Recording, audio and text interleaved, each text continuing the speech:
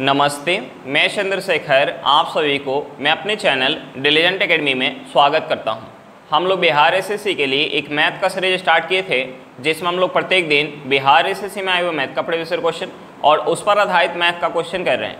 चलिए आज उस सीरीज में हम लोग आगे की तरफ चलते हैं। इससे पहले अगर आप मेरे चैनल पर नए हो तो चैनल को सब्सक्राइब कर लें और बेल आइकन को प्रेस करना बिल्कुल ना भूलें, ताकि आपको सबसे पहले लेटेस्ट नोटिफिकेशन मिलता रहे। चलिए अब हम लोग क्वेश्चन की तरफ चलते हैं। देखिए हमारा क्वेश्चन क्या दिया हुआ है। हमारा क्वेश्चन है, यदि कोई गाड़ी 40 किलोमीटर पर घंटा पर चले तो अपने गंतव्य स्थान पर 11 मिनट देरी से पहुंचती है। यदि वह 50 किलोमीटर पर घंटा की चाल से चले तो केवल 5 मिनट देरी से पहुंचती है। यात्रा पूरी करने के लिए गाड़ी का सही समय है। हमें क्या निकालना है? सही समय निकालना है।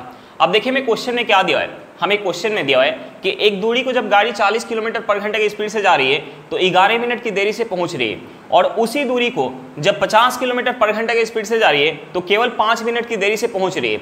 यानी डिस्टेंस हमारा क्या है? फिक्स है। तो देखिए एक हमारा कंसेप्ट होता है, जब हमारा डिस्टेंस फिक्स होता है तो एक हमारा कंसेप्ट होता है कि जो हमारा स्पीड का रेशियो होता है उसका अपोजिट हमारा टाइम का रेशियो होता है।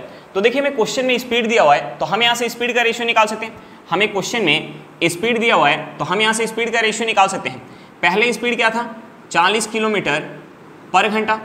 बाद में स्पीड कितना हो जा रहा है? 50 किलोमीटर पर घंटा। अब देखिए हम यहाँ से अगर रेशियो निकालेंगे तो रेशियो क्या हो जाएगा? यहाँ हमारा किलोमीटर से किलोमीटर पर घंटा से किलोमीटर पर घंटा कट जाएगा, एक जीरो से हमारा एक जीरो कट जाएगा, यहाँ से हमारा रेशियो निकल के आ जाएगा 4:5। अब देखिए स्पीड का रेशियो हमें पता चल गया तो हम यहाँ से टाइम का रेशियो निकाल सकते हैं। टाइम का रेशियो क्या हो जाएगा? स्पीड का रेशियो का अपोजिट हो जाएगा।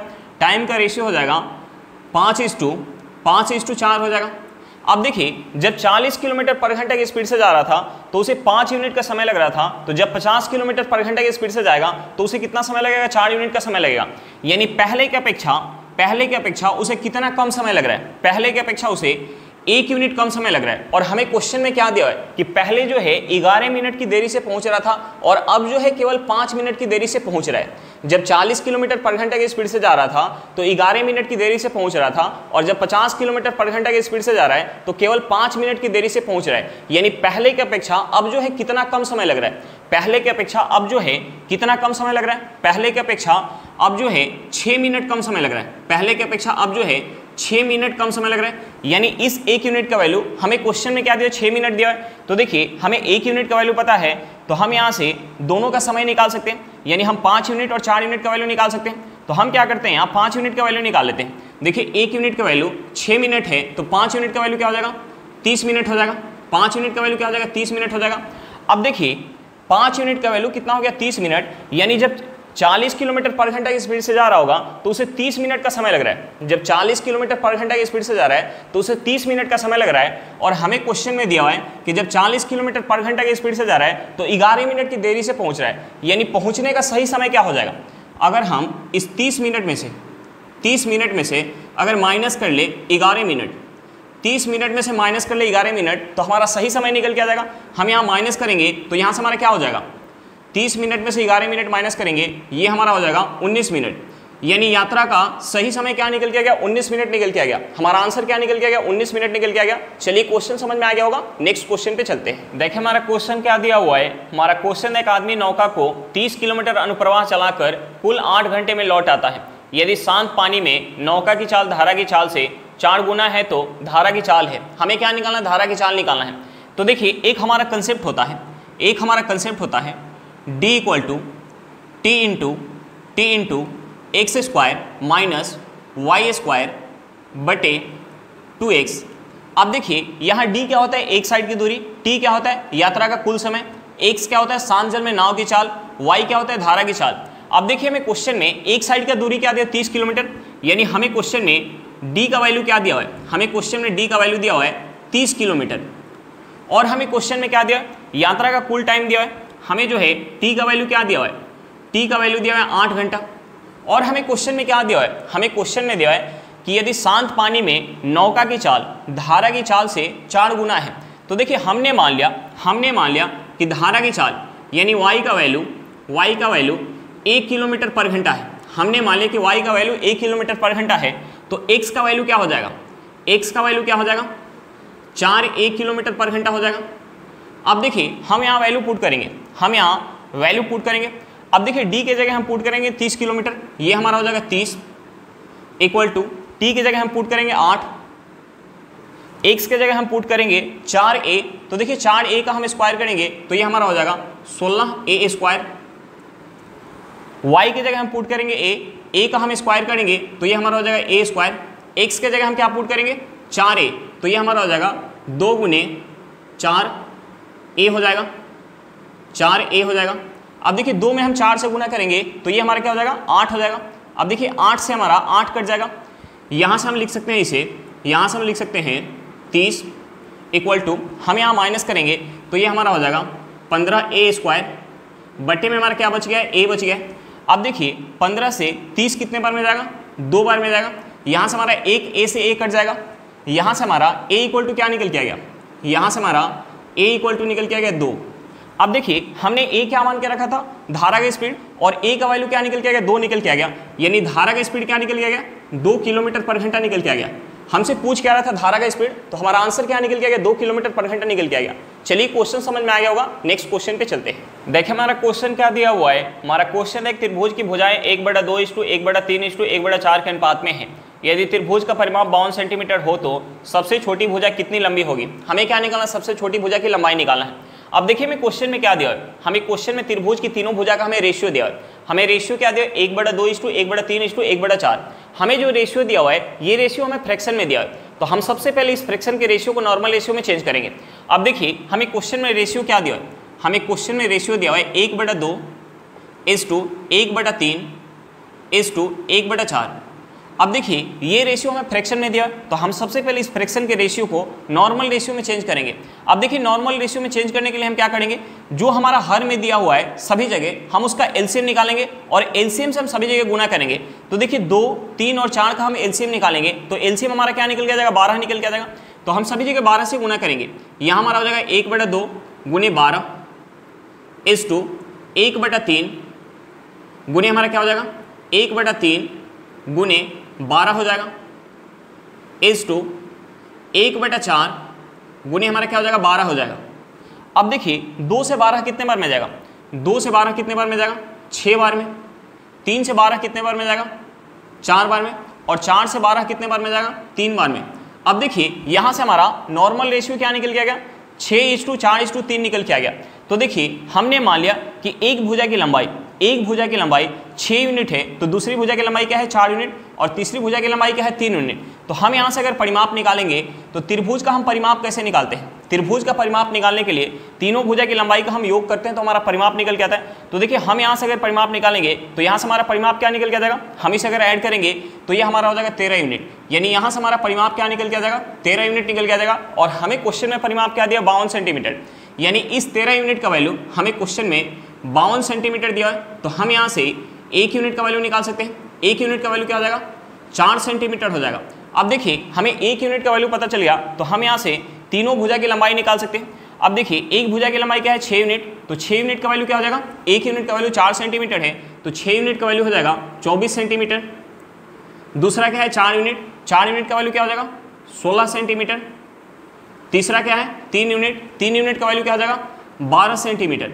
अब देखिए हमसे पूछ क्या रहा था सबसे छोटी भुजा की लंबाई, तो देखिए इनमें सबसे छोटी भुजा कौन सी होगी 12 सेंटीमीटर वाली, यानी हमारा आंसर क्या निकल के आएगा 12 सेंटीमीटर निकल के आ गया। चलिए क्वेश्चन समझ में आ गया होगा, नेक्स्ट क्वेश्चन पे चलते हैं। देखिए हमारा क्वेश्चन क्या दिया हुआ है, हमारा क्वेश्चन एक विद्यार्थी से किसी संख्या का 5/16 ज्ञात करने के लिए कहा गया, गलती से उसने उस संख्या का 5/6 ज्ञात कर लिया, उसका उत्तर सही उत्तर से 250 अधिक था, दी हुई संख्या ज्ञात कीजिए। हमें क्या निकालना है, संख्या निकालना है। तो देखिए हमने मान लिया कि जो संख्या दी हुई है वो x है, हमने संख्या को क्या मान लिया x मान लिया।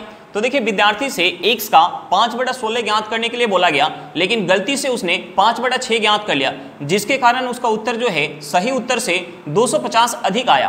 तो देखिए हम यहाँ से क्या लिख सकते हैं, हम यहाँ से क्या लिख सकते हैं x का 5/6 में से अगर हम माइनस करेंगे x का 5/16 तो ये किसके बराबर निकल के आ जाएगा, ये निकल के आ जाएगा 250 के बराबर। अब देखिए यहाँ से हम इस इक्वेशन से x का वैल्यू निकाल सकते हैं, यहाँ से हम इस इक्वेशन से x का वैल्यू निकाल सकते हैं। अब देखिए अगर हम यहाँ से इन दोनों को अगर माइनस करेंगे तो हमारा एलसीएम कितना हो जाएगा, यहाँ हमारा एलसीएम कितना हो जाएगा, यहाँ हमारा एलसीएम हो जाएगा 48। अब देखिए 6 से 48 कितने बार में जाएगा, 8 बार में। हम इसमें 8 से गुना करेंगे तो ये हमारा हो जाएगा 40x माइनस 16 से 48 कितने बार में जाएगा, 3 बार में। हम इसमें अगर 3 से गुना करेंगे तो ये हमारा क्या हो जाएगा 15x इक्वल टू क्या हो जाएगा 250 हो जाएगा। अब देखिए हम यहाँ अगर माइनस करेंगे तो ये हमारा कितना हो जाएगा, हम यहाँ माइनस करेंगे तो ये हमारा हो जाएगा, माइनस करेंगे तो ये हमारा हो जाएगा 25x इक्वल टू, हम यहाँ से क्रॉस गुना कर लेंगे तो ये हमारा हो जाएगा 250 गुने 48। अब देखिए ये हमारा क्या है 25x है। अब देखिए इस 25 से 250 कितने बार में जाएगा, इस 25 से 250 10 बार में जाएगा। अब देखिए हम 48 में अगर 10 से गुना करेंगे तो यहाँ से हमारा x क्या निकल के आ जाएगा, यहाँ से हमारा x निकल के आ जाएगा, यहाँ से हमारा x निकल के आ जाएगा 480। अब देखिए हमने x क्या मान के रखा था संख्या, और हमसे पूछ क्या रहा था, संख्या पूछ रहा था। हमारा x का वैल्यू क्या निकल के आएगा 480, यानी संख्या क्या होगी 480 होगी। चलिए क्वेश्चन समझ में आ गया होगा, नेक्स्ट क्वेश्चन पे चलते हैं। देखिए हमारा क्वेश्चन क्या दिया हुआ है, हमारा क्वेश्चन है भाग विधि द्वारा दो संख्याओं का HCF ज्ञात करने में अंतिम भाजक 37 है, यदि क्रमिक भागफल पहले से प्रारंभ करते हुए क्रमशः 3, 7, 2 हो तो छोटी संख्या क्या है। हमें क्या निकालना है, छोटी संख्या निकालना है। तो देखिए हमें क्वेश्चन में भागफल क्या दिया है, हमें भागफल दिया 3, 7, 2।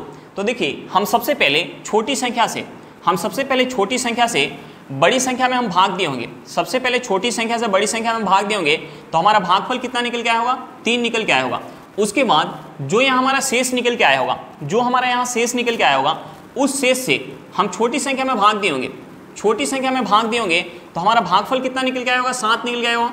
उसके बाद यहाँ जो हमारा शेष आया होगा, यहाँ जो हमारा शेष आया होगा, उस शेष से हम यहाँ वाले शेष में भाग दिए होंगे, यहाँ वाले शेष में हम भाग दिए होंगे तो हमारा भागफल कितना निकल के आया होगा, 2 निकल के आया होगा। और अंतिम जो है हमारा शेष क्या निकल के आया होगा, 0 निकल के आया होगा। अब देखिए हमें क्वेश्चन में क्या दिया है, हमें क्वेश्चन में दिया है कि अंतिम भाजक क्या है 37 है, यानी यहाँ वाला शेष क्या होगा, यहाँ वाला शेष होगा 37। अब देखिए हमें अंतिम भाजक पता है तो हम यहाँ से अंतिम भाज्य निकाल सकते हैं। भाज्य बराबर क्या होता है, भाजक गुने भागफल प्लस का शेष। तो देखिए यहाँ से हमारा भाज्य क्या निकल के आ जाएगा, 37 में हम 2 से गुना करेंगे तो ये हमारा कितना हो जाएगा, 74 हो जाएगा। 74 में 0 ऐड करेंगे, ये हमारा कितना हो जाएगा, 74 हो जाएगा। अब देखिए यहाँ वाली जो संख्या है वो हमें पता चल गया, यानी ये जो संख्या होगी वो यहाँ से आई होगी, यानी यहाँ वाला शेष क्या होगा, यहाँ वाला शेष क्या होगा, 74 होगा। अब देखिए यहाँ जो है हमें क्या पता चल गया, भाजक पता चल गया, हमें भागफल पता चल गया, और हमें क्या पता चलेगा, शेष पता चल गया। तो हम यहाँ से भाज्य निकाल सकते हैं। भाज्य बराबर क्या हो जाएगा, भाजक गुने भागफल प्लस का शेष। तो देखिए हम 74 में अगर 7 से गुना करेंगे तो ये हमारा कितना हो जाएगा, 74 में हम 7 से गुना करेंगे तो ये हमारा कितना हो जाएगा, 518। 518 में अगर हम 37 ऐड करेंगे तो ये हमारा कितना हो जाएगा, 555 हो जाएगा। ये हमारा कितना हो जाएगा, 555।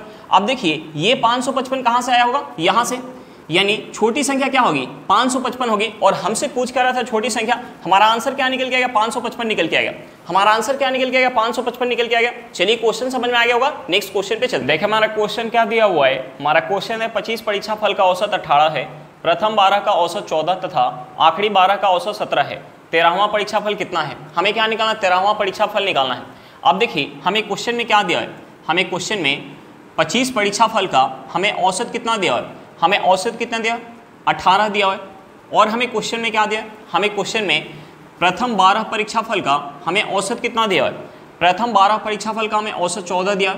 और हमें क्वेश्चन में क्या दिया, आखिरी 12 परीक्षा फल का औसत दिया है। आखिरी 12 परीक्षा फल का हमें औसत कितना दिया है, 17 दिया है।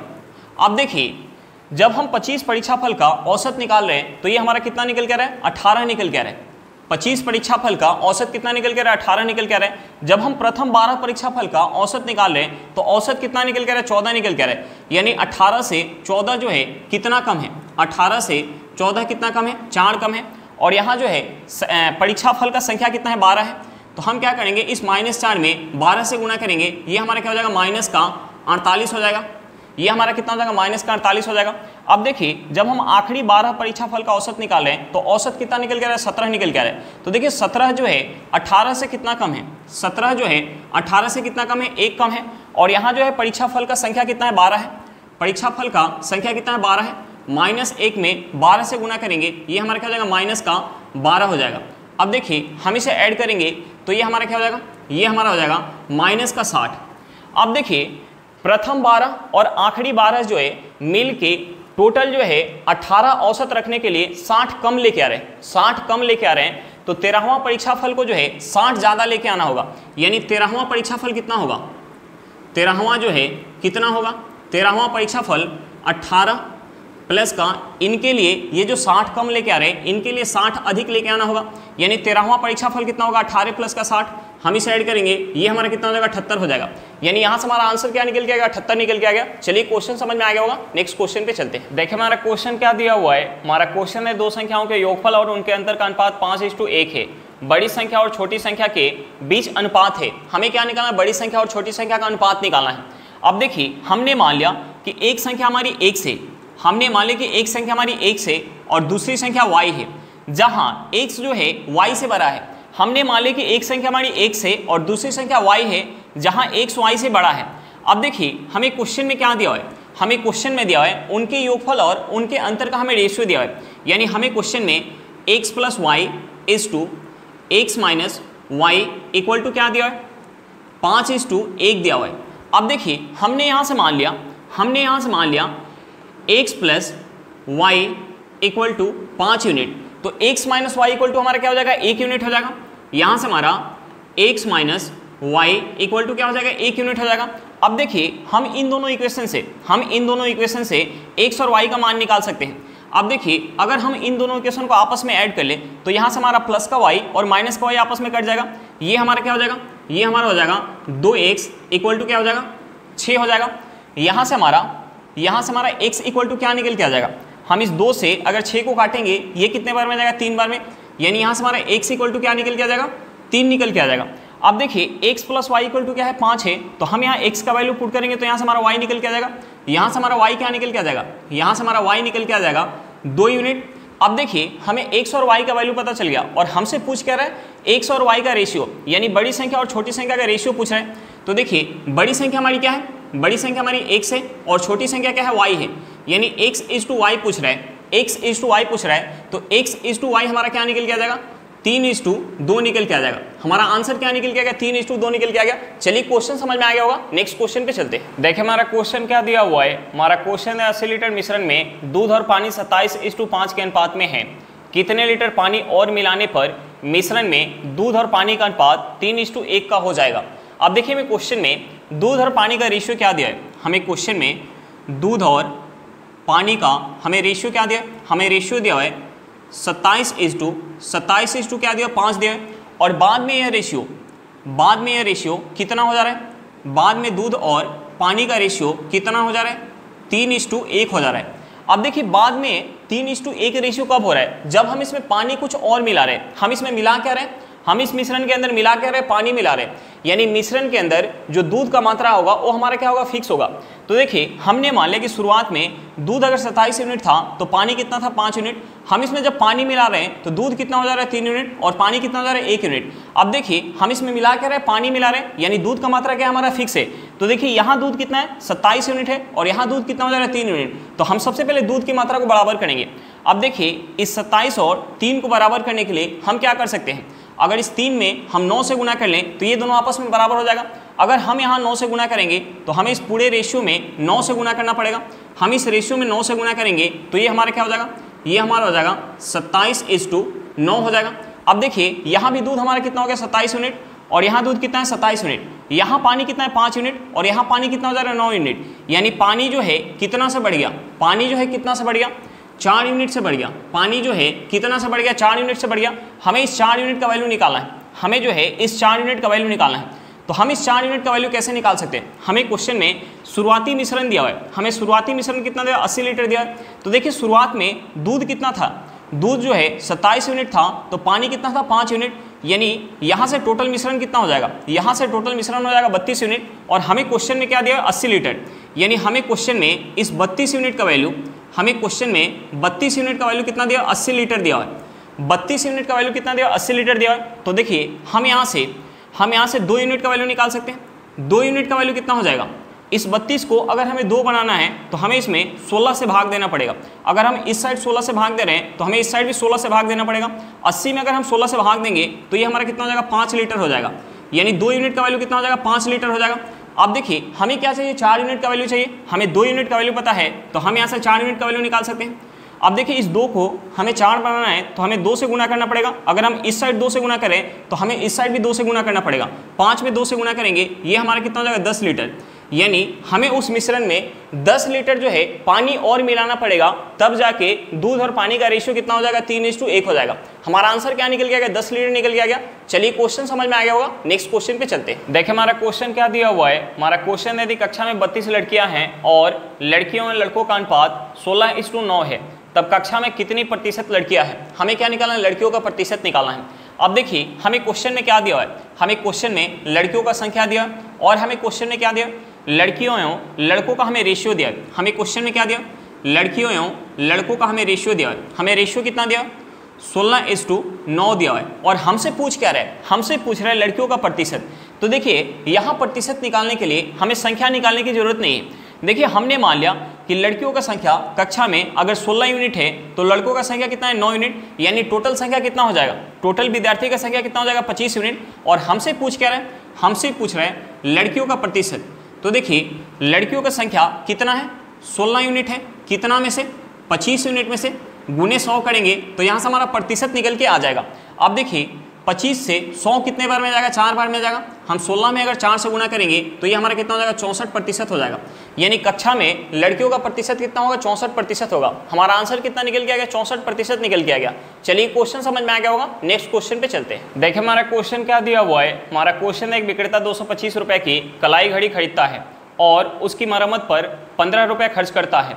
यदि वह उसे 300 रुपये में बेचता है तो कितने प्रतिशत लाभ होगा। हमें क्या निकालना है, लाभ प्रतिशत निकालना है। अब देखिए मैं क्वेश्चन में दिया है कि 225 रुपये में खरीद रहा है और उस पर 15 रुपये मरम्मत में खर्च कर रहा है, यानी उसका टोटल लागत कितना हो जाएगा, टोटल जो है लागत कितना हो जाएगा, टोटल लागत हो जाएगा 225 प्लस का 15 रुपया। हम इसे ऐड करेंगे, ये हमारा कितना हो जाएगा, हम इसे ऐड करेंगे तो ये हमारा हो जाएगा 240 रुपया। ये हमारा कितना हो जाएगा 240 रुपया हो जाएगा।